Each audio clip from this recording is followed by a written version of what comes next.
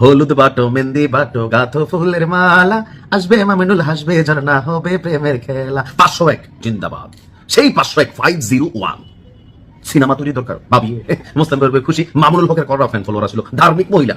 তো তোমরা এই সময় যা করছো তোমরা ভালোই জানতাম কাহে শেখ হাসিনা রে, উনি আবার ভক্ত ছিল কয়, কিন্তু পর্দাটা ফাঁস হয়ে গেছে গা। সেই 501 দেখো, হ্যাঁ, আওয়ামী লীগ পতনের কলেমার একটা অংশ এটা হচ্ছে 501।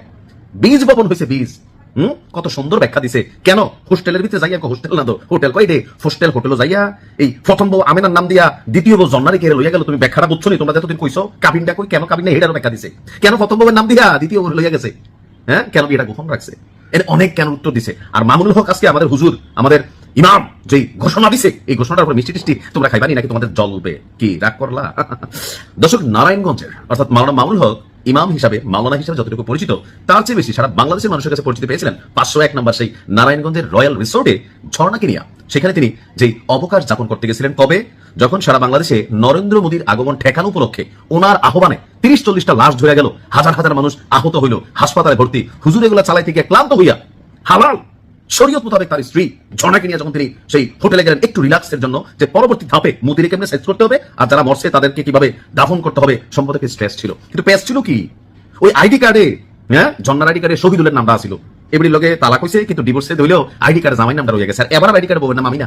তো আমিনারে ঝর্ণা বানাইয়া উনি আসলে হোটেলে গেছিল আর কি। এ নিয়ে তিনি আজকে বিশাল এক বক্তব্য দিয়েছেন। বলছেন যে 501 নাম্বার কক্ষ আগামী দিনে দেখেন এখানে কি হতে পারে। এটা হচ্ছে বিজয়ের প্রতীক। না, এটা তো নারাই তাকবীর আসবে নাকি জোশে চলে আসছিল, যাই হোক।